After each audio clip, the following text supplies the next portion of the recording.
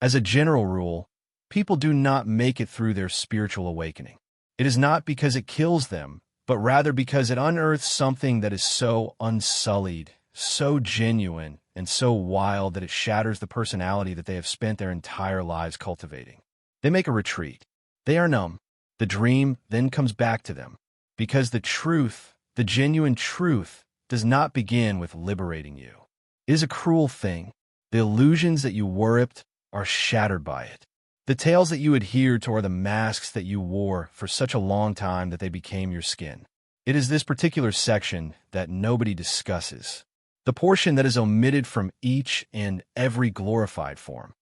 Into enlightenment, the quiet that was screamed, and the death of the mind.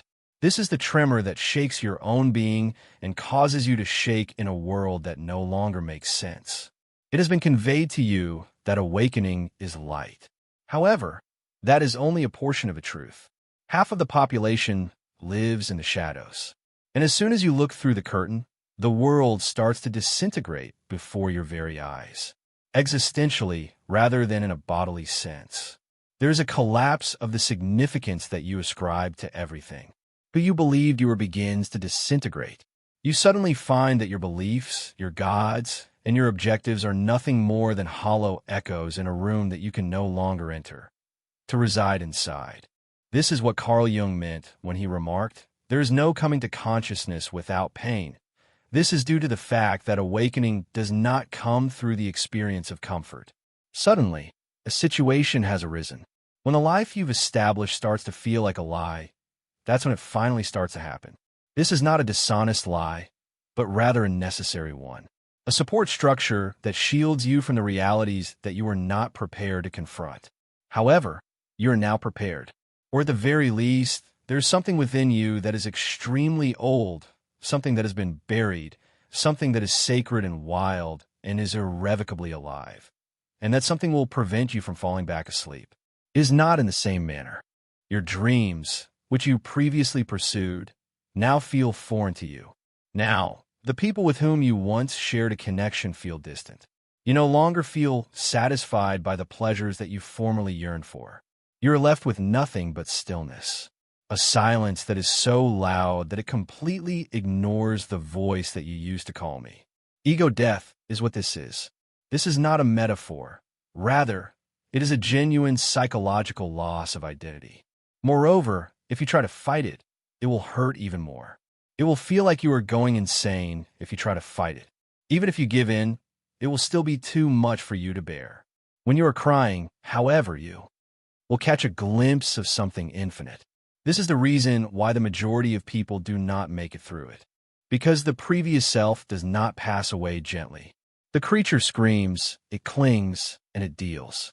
It is a message that the emotions you are experiencing are not genuine. You are depressed, deluded, and lost in your thoughts. Perhaps you are, but this is only due to the fact that the map that was provided to you was never intended to bring you to yourself. You were taught how to be successful, how to conform, and how to fit in, but you were never taught how to be genuine, how to descend, or how to fall within and listen to the soul that lies beneath. This is the persona. Because of this, the fall may feel like devastation. Nevertheless, in reality, it is a sacred invitation, an initiation, and a spiral down into the womb of your own becoming. A request to let go will be made to you. In order to let go of everything that isn't genuine, including every title, every mask, and every identity that was borrowed, something will be lost by you. People are going to leave you. It is inevitable that you will lose versions of yourself that you swore were fixed. You are obligated to release them, because they will rot in your body if you continue to hold on to them and if you attempt to drag them into the new frequency. It is hands. To put another way, waking does not result in a more improved version of your previous life. It completely destroys the previous life and then waits in the ashes to see what, if anything, has the courage to emerge from the ashes. Nevertheless, the majority of people go back. Rather than embracing the truth, they opt. Applause is more important to them than authenticity. They choose for the familiar confinement rather than the uncharted wildness. Due to the fact that the wilderness is frightful. It communicates in a language that the rational mind is unable to comprehend.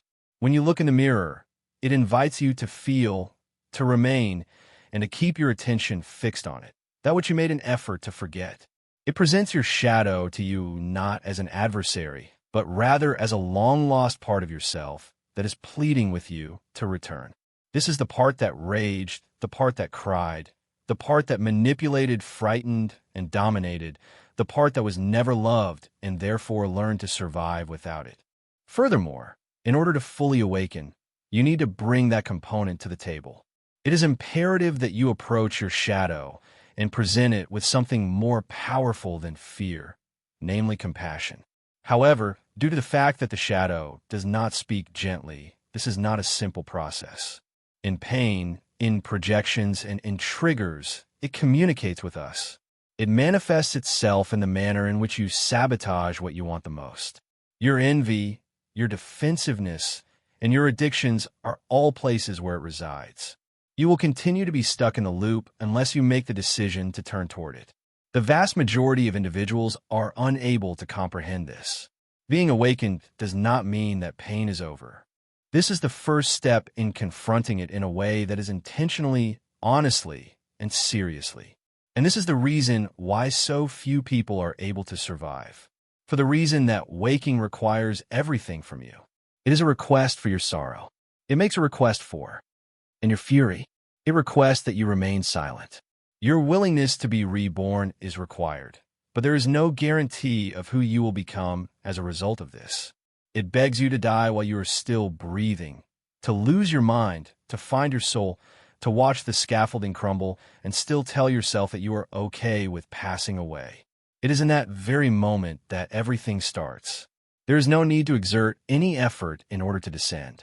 It requests that you give up control. For the ego, this is the thing that causes the most fear, mostly due to the fact that the ego was constructed on control. This includes the ability to influence one's perceptions, feelings, and narratives. In fact, it was developed in order to endure in a world that punishes those who are vulnerable. The soul, on the other hand, is not concerned with matters of survival. The soul arrived in this place to become.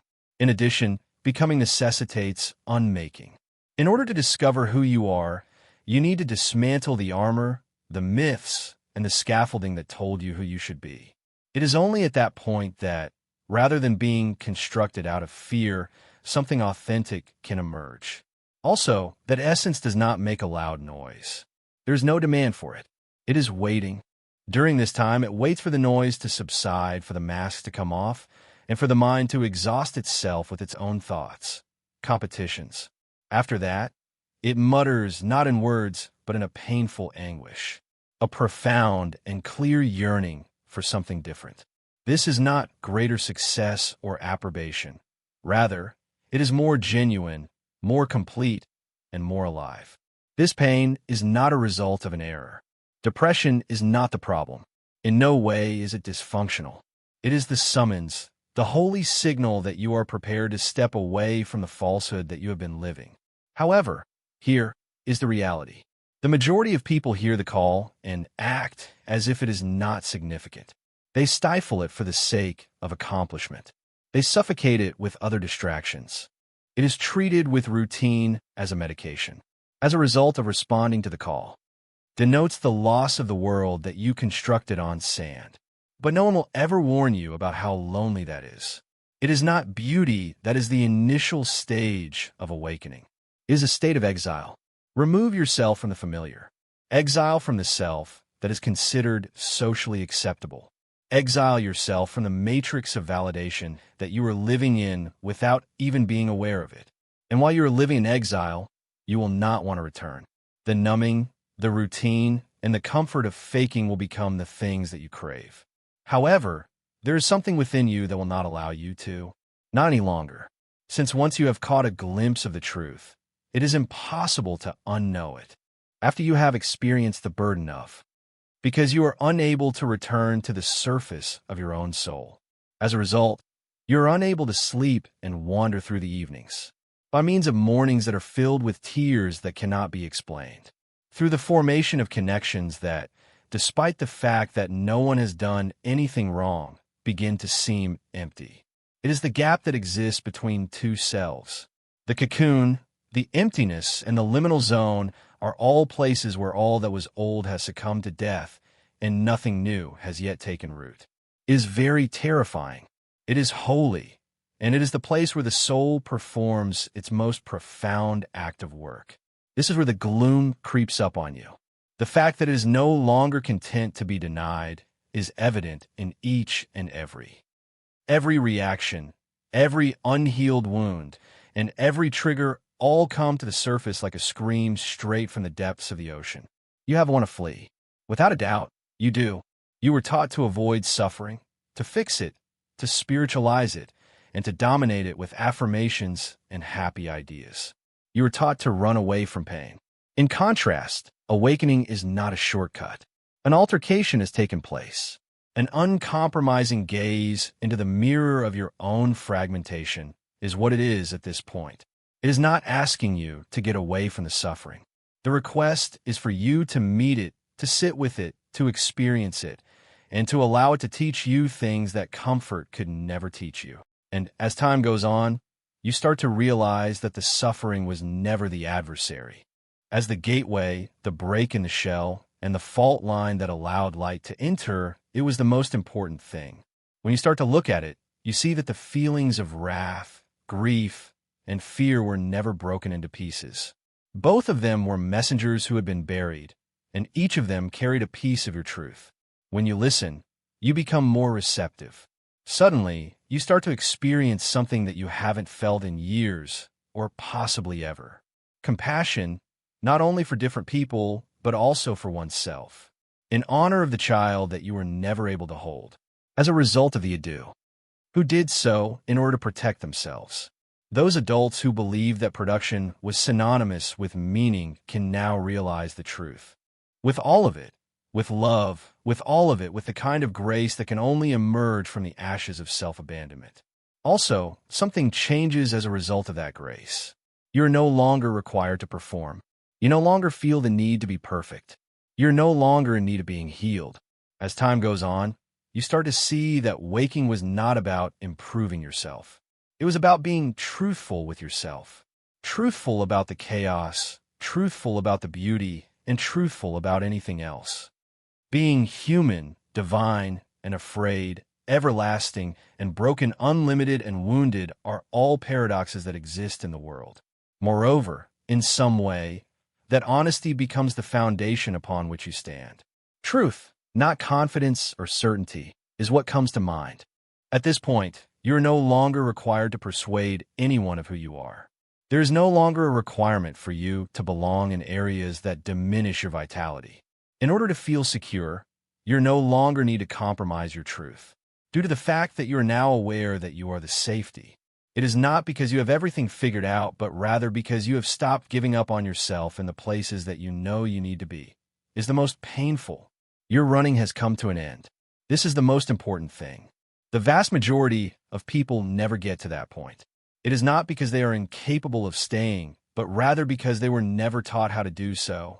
In order to stay in discomfort, it is to remain in the unknown, to remain in the presence of the soul for a sufficient amount of time for it to communicate. However, you're going to remain. In addition, because you are staying, you will develop into something that is real. In spite of not being polished or faultless, it is rooted, aligned, and unquestionably living. This marks the beginning of the process of becoming the unbreakable. You start to realize how great a portion of your life was constructed on dreams that were borrowed, unselected dreams that you have. It was you who made the selection. Because of culture, because of fear, because of generations that did not know what wholeness looked like and only knew what was required for survival. You must also reduce your size in order to survive. It requires that you conceal your wants, your reality, and your hunger behind a smile that does not reach your eyes, that you wear a mask, and that you give up your soul in exchange for approval. On the other hand, you're no longer surviving. As you awaken, you are. And along with that awakening comes a holy rage, a profound and resounding holy anger on the part of the lie, the roles you played, and the ways in which you betrayed yourself in order to be liked and accepted by others. Furthermore, Such anger is hardly a step backward. Resurrection is what it is. That portion of you that is aware of the fact that I was never intended to be a sleeping person. It is not that you're speaking louder. Rather, you're speaking more clearly. You're able to say no fearlessly. The answer is yes, but you don't go into excessive detail. You no longer require an apology for being whole. Moreover, the world is at a loss for what to do with this particular expression of you. The world taught you to conform, to comply, and to blend in with the crowd. Now, however, you're a frequency that it is unable to predict. And now, a fact that it is unable to alter is you. You are now a presence that, simply by existing, gives people the opportunity to unveil their unconscious. The power of embodiment can be seen in this. As opposed to discussing about awakening or writing about healing, one should focus on living it, breathing it, and becoming it in every moment that is not guarded. This is not a glamorous endeavor. In some cases, it is not poetic. There are occasions when it appears as though you are crying in your car because your nervous system is performing a self-review. There are moments when it seems as though you are losing people you believed would be with you forever because your truth has become too loud in comparison to their lack of sound. When you're grieving the loss of a life that you have built with love, it is sometimes because you built it from a version of yourself that does not exist anymore. To become something is to incur this expense. It's not just that you lose your illusions. Identities are lost to you. You're no longer cozy. After losing the scaffolding that had previously kept you together, you are now unable to move forward. And what comes in its place is not readily available. It is not indisputable. There is a lack of cleanliness. It's a dead end, an enormous holy void in which the old does not belong and the new has not yet come into being. You come to and find that you have no idea who you are. While you're out in the world, you have the sensation of being both old and young. You attempt to communicate, but the language seems insufficient. You make an effort to plan, but the future laughs at you because this area is not suitable for construction. It is for the purpose of hearing, listening to the hushed voice that was hidden beneath the din. The hushed voice that tells you to let go. The time frame should be abandoned. The blueprint should be let go of. Relax and let go of the need to understand what all of this means. So let it mold you. It will strip you naked. You should allow it to demonstrate what is left after there is nothing left to defend. Moreover, what is left is genuine. No, not your persona, not your act, not the curated identity that you maintain grooming like armor, but rather your persona. All that is left is exhaled air. The profound pulse of being alive without the need to prove it is what we believe to be presence. You come face to face with yourself in that area. I'm not the self that you aspire to be. Rather, I am the self that has always been winging. Those who are wild, those who are wounded, and those who remember why you came here before the world taught you to forget are the ones who are wild. At this point, you are no longer required to pursue your objective. In the way that you move, the way that you speak, and the way that you remain gentle when life asks it of you, you become it. Harden up. You give up trying to find significance akin to climbing a ladder. As the world becomes more and more gloomy, you start to embody meaning as a way of walking, a means of loving, and a way of not giving up on your soul. The next stage of awakening is the more profound one. Not because it is concealed, but because it is not something that can be taught. This is the period that no one prepares you for. The only way to experience it is to live it. There is no ultimate destination. This is not a time up on the mountain. It is a rhythm, a return, and a remembrance of the self that lies on the other side of the shadow. That which existed prior to the training, that which existed beyond the narrative. Not only do things change when you start living from that location, but when you start living there permanently, everything is different. Nor immediately, nor in a dramatic way, but that cannot be denied.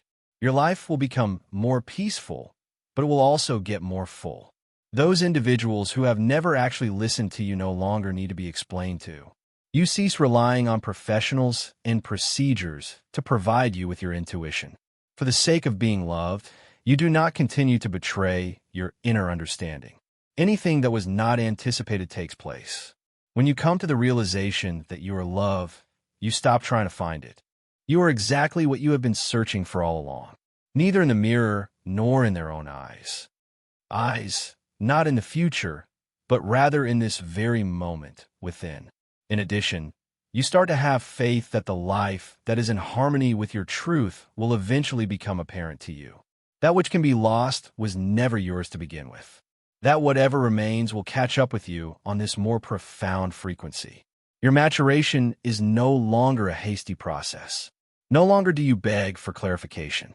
The unknown is no longer something that you fear because it now feels like a familiar place to you.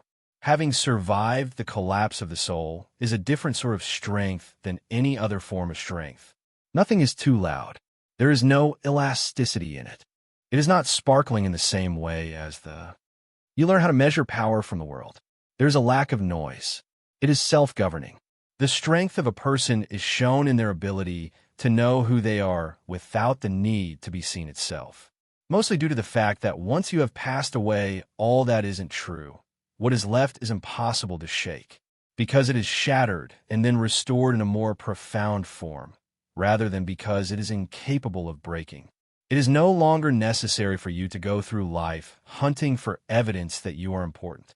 You are walking as evidence, not to the world, but to your own soul, to the part of you that remembers what it takes to recover your voice, to walk alone, and to prove that you are important. Set fire to the untruth in order to regain a sense of reality. This type of strength is not something that can be acquired suddenly. It was formed in the flames, amid the mutterings of those who fear the truth. There were times when you feared that you wouldn't make it through the night, but now there is no reason to do so. Only the truth is left at this point. You now lead a simpler life. It's not because life is simpler. Rather, it's because you avoid wasting energy attempting to be someone or something that you are not. The fear of being alone is no longer a factor in your decision to form relationships. No longer do you sell your time in exchange for praise. You no longer water down your intensity in order to gain approval. The two of you have met, too deeply within yourself to continue pretending. The banishment, the unraveling, and the quiet, which were once perceived as a curse, are now perceived as grace. Mostly due to the fact that it got you to this place of peace, to this truth, to this inner refuge that nothing from the outside world can ever give or take away from you. You are now observing other people as they run, act, the desire for belonging chase, which means that they're like shadows. In addition, you do not pass judgment only because you were present, because you continued to bear the scar. The light, however, is carried by you. Unlike the sort that causes blindness, the kind that invites you to stop running, the kind that tells you that you are free to do so at this moment. It is acceptable for you to feel. The time has arrived for you to return to your own company. Some of them will. When people look at you, they will see something that they have been longing to see in themselves. On the other hand, some won't. You no longer need to wake up other people. Thus, that is entirely okay. It is sufficient for you to be awake, to remain grounded, to remain open, and to remain real. This is the revolution that is taking place in silence. We're not trying to fight the system. Rather, we're trying to stop feeding it with our energy. This is not to preach change. Rather, it is to put into practice what can no longer be denied. The very aspect of your existence acts as a mirror. They are not one that flatters, but rather one that reflects, and some of them will break before it. There will be others who awaken. However, it is not your responsibility to regulate their reflection. To continue to be the mirror, to continue to be the clarity, and to continue to be the fire is your job. When spiritual awakening is done in this way, power is created, not via performance, but through consistency and consistency. It is impossible to move what you have become, due to the fact that you no longer reside on the surface. It is from the source, from the self that was never gone but only forgotten, that you exist. After that, keep in mind, you have the ability to relax without feeling guilty. You recall how it was to feel without feeling ashamed. You are cognizant of the ability to talk without constriction. As a result of the fact that your own existence is no longer in doubt, you recall how to navigate the world without feeling the need to explain who you are. It's a good response. Who am I supposed to be is no longer a question that runs through your mind. Instead, you mutter, I already am. This is the ultimate threshold. It's not about becoming more. It's about becoming. You, the holy, the messy, the divine, the broken, the healed, the unhealed, and the becoming are all included in this conversation. In the end, everything was permitted. Attempting to avoid the human experience is no longer something you are doing. You are here to inhabit it in a way that is full, knowing, and courageous. The reason you are able to withstand your spiritual awakening is because of this, because you have achieved mastery over it. It is not because you have overcome it, but rather because you have remained. You did not come out of the flames. You remained even after it damaged you. You remained even after it had drained you. You experienced a rebirth as a result of your stay. A person who is genuine rather than someone who is superior. A frequency, a memory, and a light that is not of your own are the things that you carry with you at this moment. Performance, but about presence instead. As you travel across the world, you are not looking for the next awakening. Rather, you are living as they did when they arrived. This is something that the majority of people never accomplish. It's not that they are unable to, but rather that they abandon their plans too quickly. It is not true. Your focus shifted inward. You made a turn toward. You become who you are and became a part of your own body. Move forward, not with the intention of pursuing, but rather to radiate, not to prove, but to be. Also, allow the world to experience something that can only be experienced in the presence of someone who has been in the presence of the fire and has not fled.